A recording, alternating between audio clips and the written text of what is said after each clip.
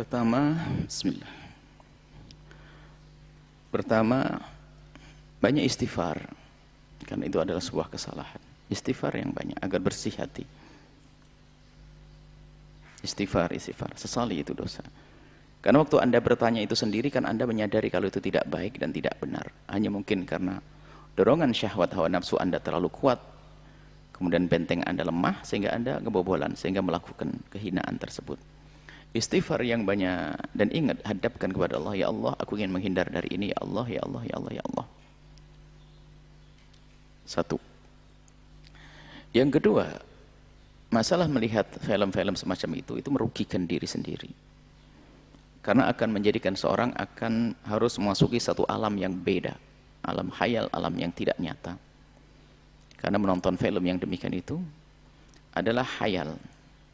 Sementara kadang setelah itu seorang akan terbius untuk mencari sesuatu di alam nyata. Dia tidak akan bisa menemukannya.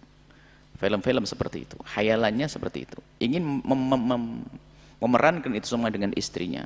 Atau mungkin lihat, istrinya tidak secantik yang dilihat di gambar tersebut. Atau dan seterusnya. Akhirnya apa? Kalau sering menonton yang demikian itu menjadi sebab dia tidak akan bersemangat dengan istrinya. Ini kerugian yang paling besar. Kerugian yang sangat besar.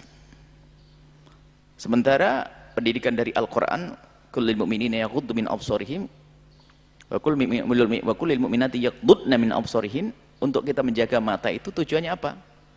Seperti orang berbuka. Kalau orang biasa menjaga matanya, maka dengan yang halal dia akan selalu merasakan keindahan yang tidak ada tandingannya. Tapi kalau sudah dihiasi matanya dengan keharaman, maka yang halal pun jadi tidak enak. Menjadi tidak indah lagi. Tidak nyaman lagi. Ini bahayanya sebenarnya. Secara psikologi juga demikian. Sehingga dia mengumpulkan dari cerita, mungkin dari ini model ini di otaknya, lalu dia ingin memerankan dengan istrinya, ternyata istrinya tidak seperti itu. Lalu dia, istriku begitu. Bahaya sekali nonton-nonton semacam itu. Dan bukan satu akhlak yang mulia. Dan jangan dengar fatwa-fatwa picisan dari seseorang. Kalau nonton film porno untuk membangkitkan syahwat suami istri boleh. Enggak, itu nonton gambar siapa itu? Dan ujung-ujungnya adalah dia akan menilai istrinya adalah sangat jauh dengan yang dilihat. Atau kalau itu perempuan melihat suamiku tidak seperti dia, rugi semuanya. Seolah-olah dia nonton bareng, nonton film porno, bangkit syahwat, seolah yang membangkitkan syahwat pasangannya. Bukan, yang membangkitkan syahwat adalah orang lain. Setelah itu mata itu terlatih, sehingga selalu mencari, kalau melihat perempuan seolah menemukan dia ada yang lebih, ada lebih, sehingga tidak akan puas dengan yang halal. Rugi. Secara jiwaan kan sepanjang itu. Terus, karena dia melihat itu barangkali, sehingga kalau lihat perempuan semua yang kebayang adalah urusan kotor.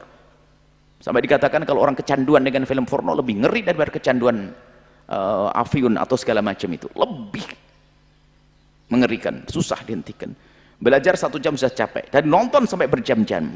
Padahal nggak ada yang dicari. Terus, kan ada urusan dengan syahwat. Harus ghaddul basar, jaga mata, agar semakin indah dengan pasangan. Sehingga dengan istri menjadi tidak semangat.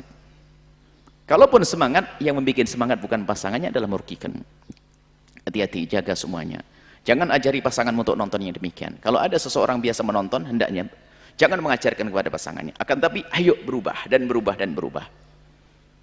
Al-Quran mengajarkan tutup mata itu berindah. Semakin orang menjaga matanya, membatasi pandangan matanya, akan semakin indah. Membatasi dengan yang halal, maka yang halal akan semakin indah. Kemudian selanjutnya, nah, yang menjadi masalah adalah bukan urusan syahwat. Syahwat Anda, syahwat itu adalah ciptaan Allah. Orang punya syahwat adalah karunia. Sebetulnya syahwat Anda nggak ada masalah. Yang menjadi masalah kan Anda sendiri. Apa itu? Anda mengundang syahwat Anda di saat Anda tidak ada pelampiasan. Anda nonton film yang undangan Anda.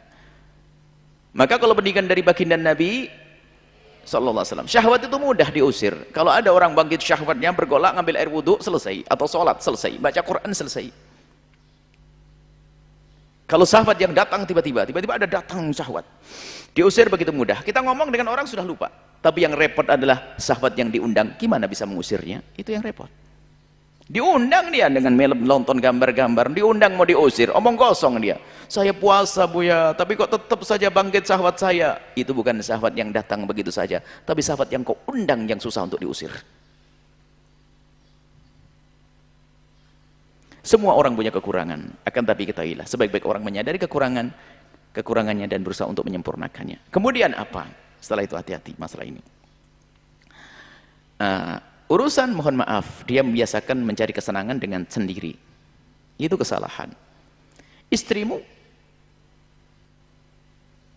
ini adalah ilmu. Jika seorang suami mengeluarkan mani dengan tangannya sendiri, maka hukumnya haram. Tapi kalau seorang suami mengeluarkan air mani dengan tangannya istri atau apapun dari istri, kalau dalam keadaan haid asalkan tidak masuk wilayah tersebut, mengeluarkan mani dengan tangan istrinya tidak haram. Atau seorang istri kalau dia mencari kesenangan dengan tangannya sendiri maka hukumnya haram, akan tapi kalau dengan tangan sang suami tidak. Artinya Anda berkomunikasi dengan istri Anda, pertama Anda menjauhi dari film kotor itu. Kalau sudah Anda menjauhi dari film kotor itu, mungkin syahwat Anda tidak bergolak seperti itu. Kalau seandainya tiba-tiba syahwat datang, Anda komunikasi dengan istri Anda agar dia melakukan untuk Anda, agar Anda puas, selesai, indah. Hendaknya kita selalu dengan syariat Nabi SAW. Akan tapi Allah Maha Pengampun, maka bergegaslah siapapun dari kita yang punya kebiasaan yang jelek, dari yang kita sebutkan mungkin dia sering nonton film porno atau onani atau segala macam, ayo kita kembali kepada Allah Subhanahu wa taala. Bagi yang belum punya halal, cari yang halal. Mungkin ada tadi sudah punya istri, dia mengatakan, yang belum punya istri bagaimana? Menikah. Penuhi hajatmu, jangan penuhi ambisimu. Ini sederhana kalimat, tolong pegangi. Orang menikah kalau memenuhi ambisinya akan susah cari pasangan. Tapi kalau orang menikah untuk memenuhi hajatnya, selesai. Akan tapi hendaknya menikah yang paling unggul adalah menikah dengan harapan-harapan. Tapi ada orang saat mendesak urusan syahwatnya dan sebagainya terus bergolak dan sebagainya, menikahlah untuk memenuhi kebutuhannya. Nanti akan jadi berkah hidupnya. Yang menjadikan hidup tidak berkah adalah keharaman zina. Dan zina ada mukaddimahnya. Dekat-dekat dengan lawan jenis melalui komunikasi handphone, WA dan sebagainya, tukar-menukar foto dan sebagainya. Akhirnya fotonya mulai dari berkerudung, mulai lepas kerudungnya, mulai bajunya turunkan sampai berani mengirim foto yang tidak, mulai itu. Apalagi di saat dengan handphone orang bebas berkata. Mungkin di saat bertemu belum tentu berani berkata semacam itu. Tapi kalau telepon bisa ngomong bebas dan dia sudah belajar untuk bebas. Kalau ketemu sudah buka-bukaan, naudzubillah, hina. Tapi orang yang dijaga oleh Allah akan terjaga. Mungkin ada yang pernah terpeleset dalam hinanya zina. Allah Maha luas dengan pengampunannya. Bergegaslah menuju pintu pengampunan Allah. Jangan biarkan terus dalam kehinaan dan kehinaan. Allah Maha mulia, Allah Maha mulia dan Maha kuasa memuliakan siapapun dari hambanya yang semula sangat dihina dan hina. Asalkan hamba tersebut mau mengentaskan dirinya, berkeinginan mengentaskan dirinya dari kubang kehinaan. Semoga Allah menjaga kita semuanya. Saudara kita yang ada di Jawa Timur tadi, semoga Allah menjaga dan ingat halal, halal, halal. Jaga matamu, maka ketahuilah halal yang kau miliki adalah semakin indah.